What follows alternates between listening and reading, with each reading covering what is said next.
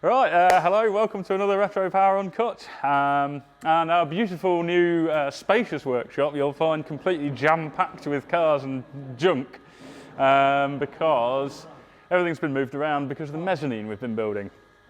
So yet another piece in the puzzle of our kind of workshop revamp has been to increase the amount of parts storage.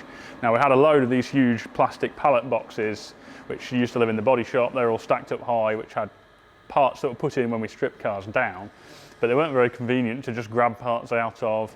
And actually, in reality, we need to start all the parts refurbishment right from the start. So you tend to be able to split all the parts into either bits that need to go to be refurbished or bits that aren't going to be used at all, in which case they don't need to be retained.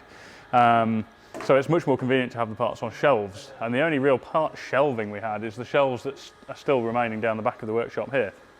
Now, they weren't anywhere near enough, and it was starting to get to the point where we had a bay of shelving for each car, and the parts would then start to spill out onto the floor, and you'd have bits on the floor near the shelves, and then they'd be mixing up from one shelf to another. So another thing we've needed to address for a while was the need to increase our part storage. So in a bid to do that, we've extended the small mezzanine that we already had in here right to the end. The thing that we were waiting for before we could do that was to install these ramps, which meant we could then take out the original ramp that was over there and extend the mezzanine all the way down to the end, which is what Rich and Nat have been doing for a lot of the last couple of weeks. And then we've got, so the original shelving will go up there. We've also then got 2 complete lengths of this mezzanine worth of pallet racking, which is going to be shelved as well. So then we'll have a significant amount of space for each car. And actually the plastic pallet boxes that we used to use are going to be redundant because it seemed great at the time, it seemed a good system, but now, you know, with hindsight, it's not the best system. So that's where we're going with that. It means all the shelving over there will be up there, so it'll look a lot tidier in here. We've also been putting in an oil burning heater. We've had one in the other half of the workshop for quite a while, but in here we're still resorting to just a diesel-fired space heater. So we're putting an oil-fired heater over there, which will heat the whole workshop. And that ties into the fact we've also, the new paint booth, which is literally going in now, is oil-fired. So as part of all of this, we've also done an oil tank installation, oil system. You see that red pipe running down the wall over there, that's the oil line which will feed not only the paint booth, but the heater as well. And the oil firing on the paint booth will be a lot more efficient than the gas firing on the current one we have. So that's why it's all a bit hectic looking in here. And next door, because they're actually building the paint booth right now.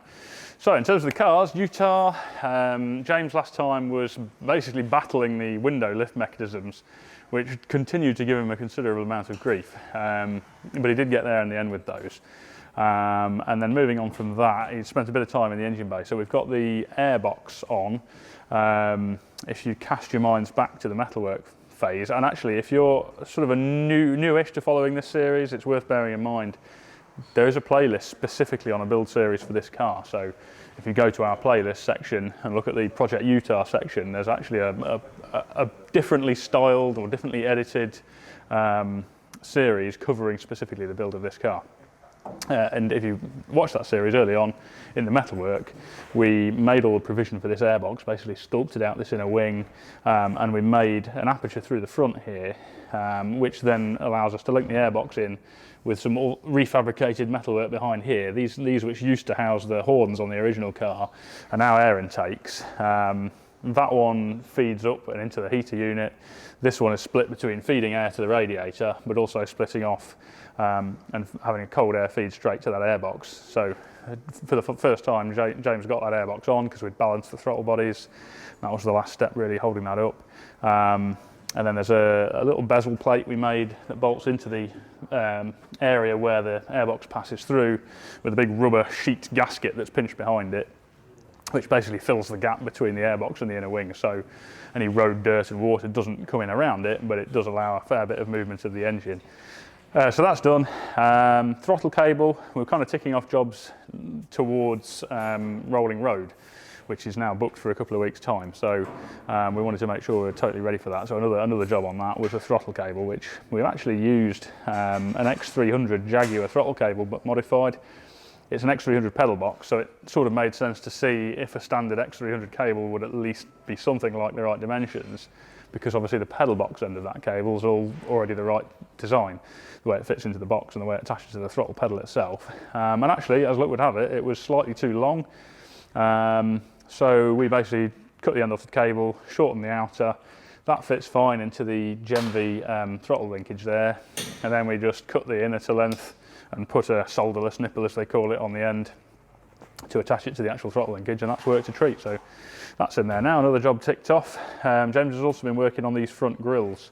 So I don't know if there's some footage of this, hoping there is, of the grills being trial fitted on this. You obviously saw the main grill come back from Chrome a few weeks ago, but there's quite a sequence of events to install these front end grills. The main one has to be left out so you can get to the fasteners for the smaller ones from the back. And then with the radiator angled back, you can then get in to do the main grill fasteners from the back there. But James has been working on the brackets for these small grills. Seems to be just a period of things not quite going as smoothly as they should. We'd already designed the brackets for these and made them. But then in reality, when we started looking at putting it together, we decided they were a bit too flimsy, and they're quite heavy, those brass grills that we've made at the front there. And we wanted to make sure there was no chance of them coming out. So James has done a couple of iterations of designs on the brackets, and what we're battling with them is we want them to be really small and slim so you don't actually see them through the grill aperture. Originally the horn grills on these, there was a big stud in the middle which attached to a bracket behind, and you could kind of see all of that. And it not only blocked the airflow a bit, which obviously is important now without ours being air intakes, but it doesn't look particularly pretty. So we've tried to make these really slim brackets, and when we made the grills, they were drilled and tapped with little M3 holes, I think they are, in the back, or possibly M4.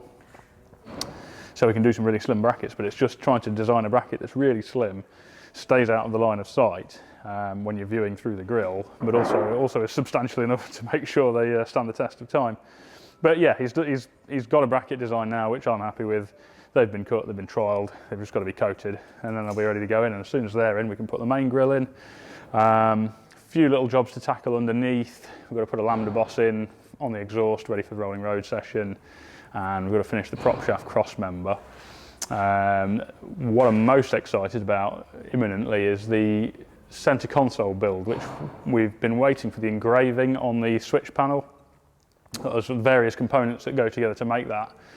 There were two aluminium parts, a base piece and a front part, and the front part has the rotary switches in for the various controls. And what we wanted to do after that was black anodised is actually laser etch into the anodising what those switches do. And as it is, with a bit of juggling of the artistic design of that, we're actually engraving what the switches do into the body of the switch with a bit of playing from Bruce, our laser guy.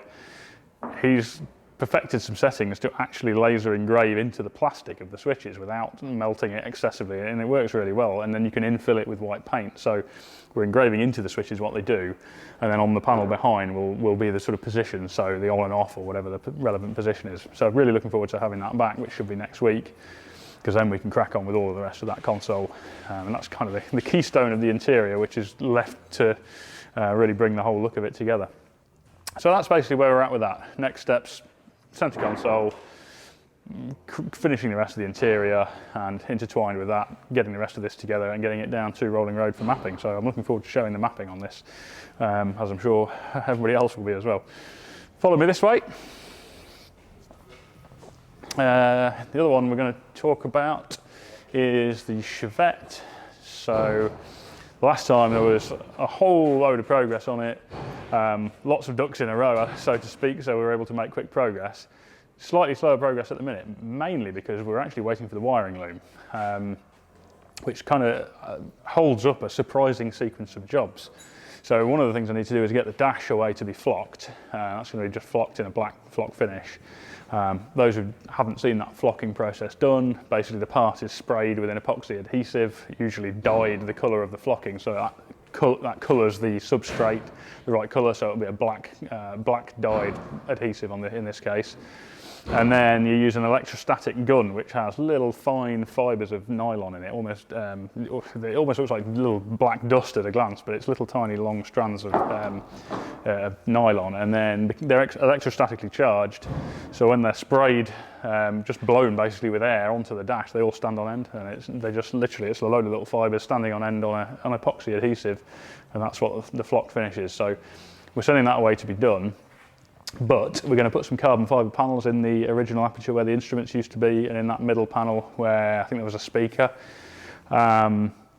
Those carbon panels are going to come out of a huge sheet of carbon fibre we've had laminated to make the door cards and rear quarter trims out of. But I don't want to make those and then find I've cut out a small piece where I needed to make a big panel from, and we end up having to have another panel made to make one of the door cards. So I want to do the door cards before those panels are made. I don't want the door cards being made before they're ready to go in, because then I've got to deal with storing them somewhere safely without them getting scratched. And the wiring harness needs to go in before those carbon panels are made. So basically we're at the point where the wiring harness has really got to go in. With that in, I can also get the wings on, because I'm waiting to do that to run the wiring down the inner wing there. I can also then make the carbon panels for the doors and quarters. We can get those in. Then with the offcuts of that, we can do the dash panels. Then once we've made those, I can get the dash away to be flocked. And actually with that lot done, most of it in terms of the interior is ready to go. The only other thing that we can do, which we'll probably be doing in the next couple of days, is running the brake plumbing inside. So the plumbing between the billet reservoir and the pedal box, which is now in, and then also the rear line, which comes via the handbrake to the back, because that needs to be bolted in before the seats go in because of access. And also on the subject of access, with the seats not in, something we've been working on this week, or it might have been the end of last week actually, was the support for the Motec keypad. So this car's running Motec electronics. It's running a Motec engine ECU, M130. It's running a Motec 15-channel PDM. So for those who aren't familiar with that term, that's basically an electronic control unit that controls all the electrical systems on the car and essentially replaces any sort of traditional fusing and relaying.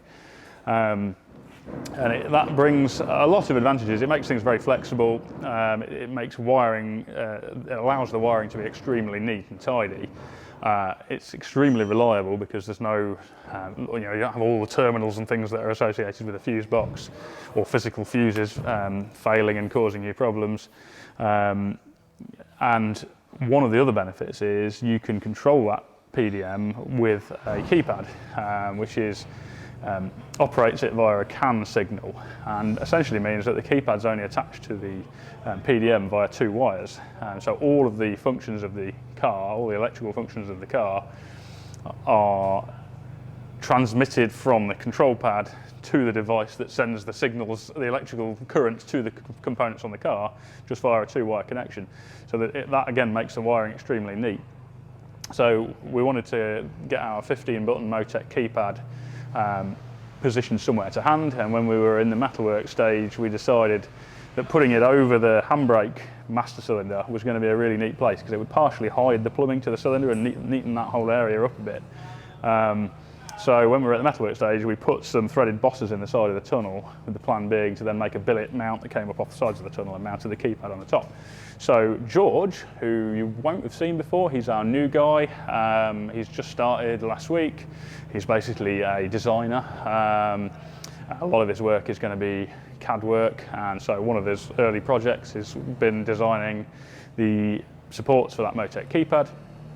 When we were happy with that, we 3D printed them. The 3D print trial's in there now. I'm really happy with all of that. So those files have now been sent away to be machined. As soon as those bits are back, they'll go in. And then, with those in and the brake plumbing in, the seats can go in. And as I say, once the carbon bits are here, all of that interior can go together and everybody will be happy. So yeah, that's basically where we're at on the Chevette at the moment. And on that note, I'm going to hand over to Nat to carry on the tour in the metal workshop. Now, I don't think we're going to do this format every week. We're just seeing how it goes, basically. So this week it's going to be like this. It might not be every week, but for the moment, over to Nat for the metal workshop. Oh, hi folks, it's Nat taking over. Now we've moved on into the metal workshop, so we'll crack straight on and have a look what's been cracking on this week. We'll start with the Land Cruiser, and Tom's been busy welding, and we can now show what I was rattling on about 2 weeks ago it would be, because of the testing special at Bicester with the various BL treasures last week. So So yeah, we'll start off with quarter panel. I went into a little bit in depth and offered a slight tangent, which people seem to like, about welding. As you can see, there is metal finished panel. Tom's been busy with this. Jamie will have put some footage in of Tom welding that, but that is now, yes, it will need a very, very, very slight skim of filler, but barely any. And it's very, very difficult to now see the weld seam. It's almost invisible.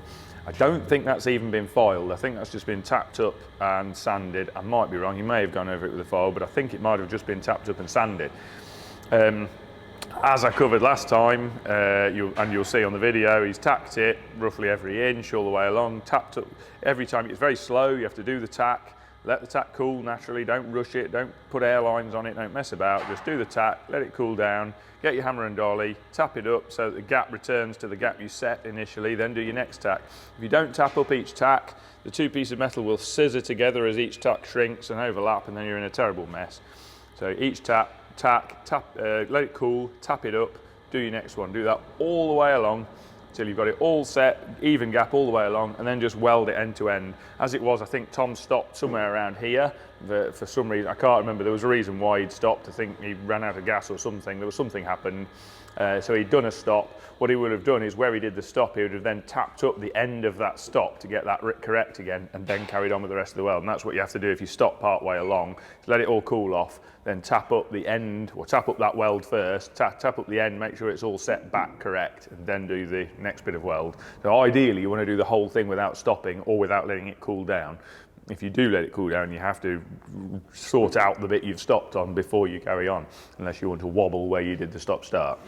But anyway, that's all welded. Really, really nice job. He's done a beautiful job of that, because that's very difficult on a flat panel like that. To get the end result to be flat is very difficult. So really happy with that. And then the other piece that he's been doing quite a lot of work on is that, the front panel. Needed a new lower half in that. We bought a repair panel. It's actually very slightly different, but we weren't worried about the difference in that panel. It wasn't the cosmetic detail difference on these two holes didn't concern us or the owner of the car at all. So we were quite happy to use that panel. So that's been TIG butt welded in again. Tom's cut it, dressed it, fitted it up, and that's butt welded all the way across the bottom of there and up that side. Pick the point to weld where you can get at both sides of it easily with a hammer and dolly to dress the welds. And again, that's just welded straight across with the TIG. Again, there'll be footage of it, but I can flip over to the back and you'll be able to see where the weld line is on the back. You know, it's just flat, smooth. There's nothing exciting to see there. There's just a slight trace of where the weld is on the back, and that's just butt welded together. No distortion, no problems, no cooling it off with airlines, no wet rags, none of that nonsense, just weld it. So that's all done, and I believe that's caps off pretty much where Tom's at on the Land Cruiser. Tom's had a couple of days off during that time, so that's where he's at on that. Moving onwards, we'll move over to the Morris, which is shuffled around the workshop a bit, so the bits of footage of this will show it in various locations. It's actually moved between those locations fairly quickly. This isn't video that's been shot over a long period of time, it's just that the car's moved a lot because there's chaos going on over there, which we'll see in a minute.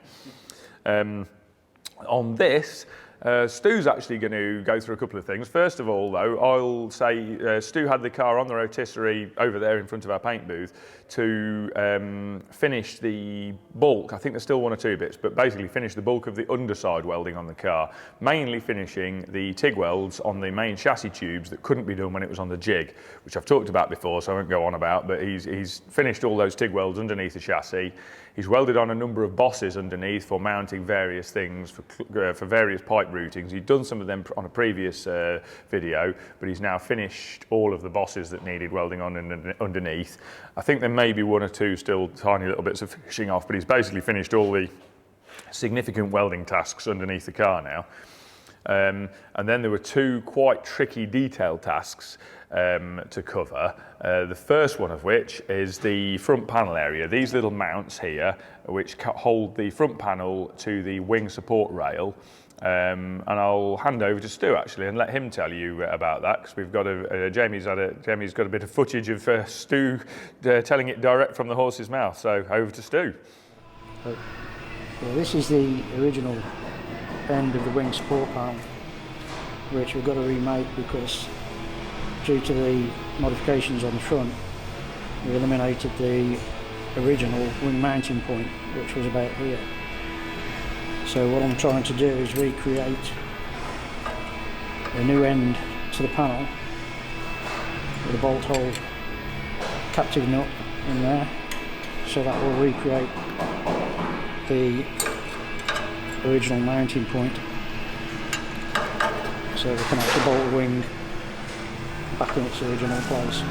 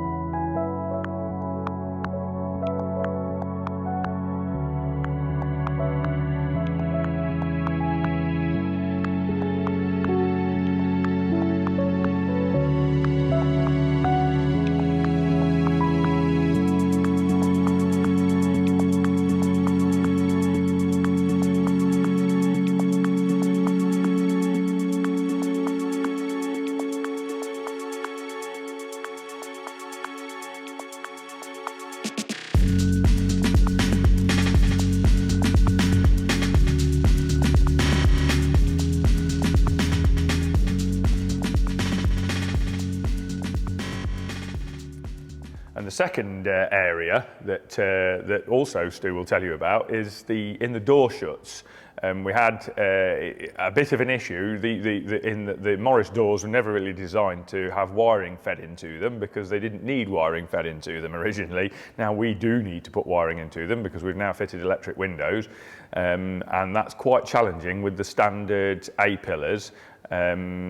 But to explain all that, I'll again hand over to Stu because he'll tell you about all that and how he's solved that problem. So over to Stu again.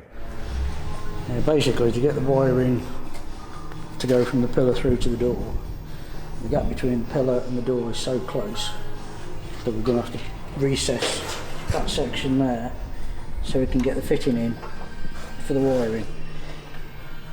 So that's what these are for. I've got to make a boss up, a threaded boss for the back, weld that in and then sink those into the pillar. And then we can put the fitting in.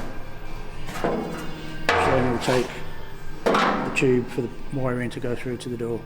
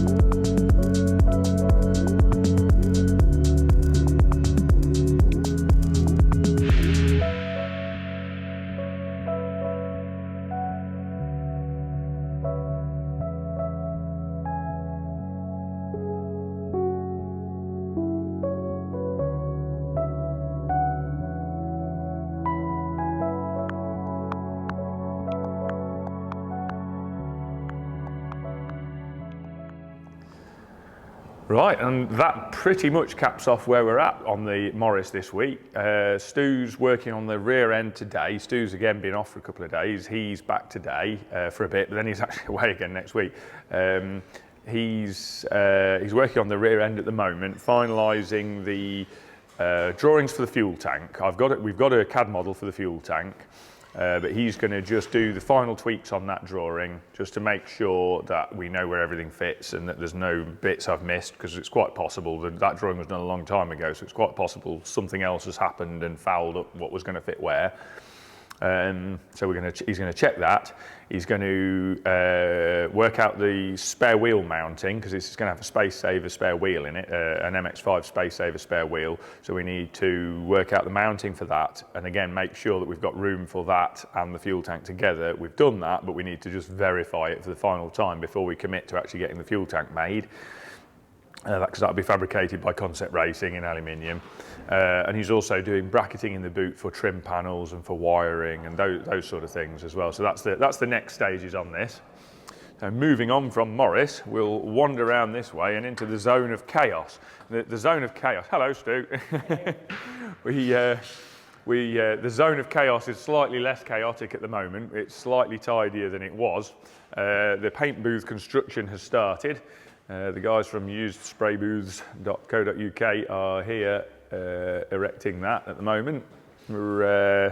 There's rough and smooth to that process. We'll enlighten further once we're a bit further down the line, because there's been a few bumps along the way with bits of the plant not being quite up to scratch, but we're getting there, and they're Sorry? How many bodies are buried in? Oh, there's lots of bodies in there. There's lots of bodies in the concrete. The amount of concrete we poured, we could have buried the entire workforce and every customer, I think.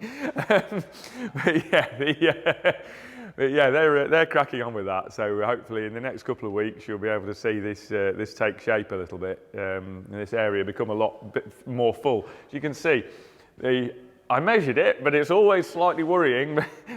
But as you can see, the booth, it's a tight fit to the beam. So we maximise the use of space. It certainly couldn't have been any taller and still fitted in the gap.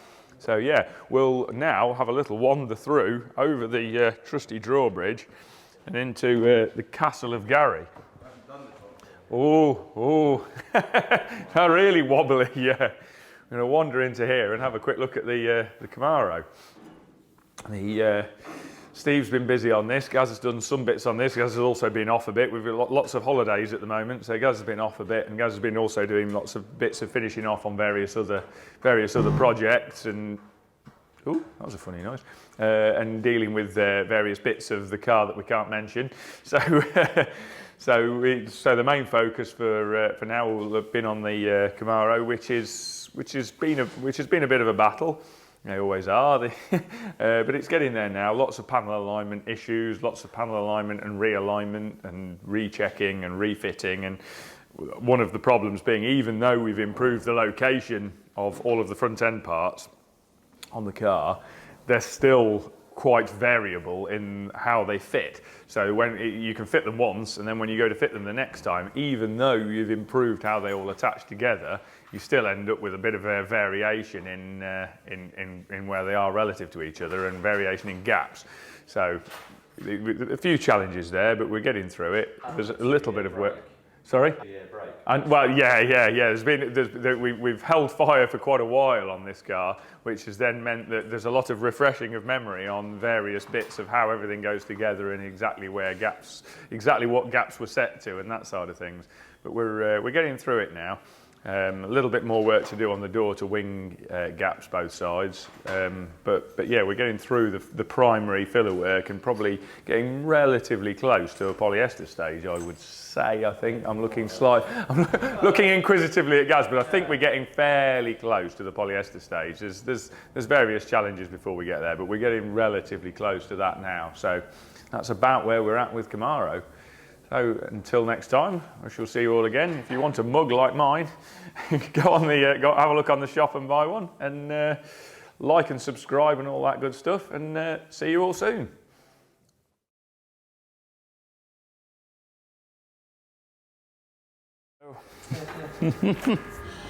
But not with a turbo on. Bloody hell, John's like, no. what the fuck have you done? You've got a turbo engine and taken the turbo off. You maniac. That's going to be the outtake, clearly.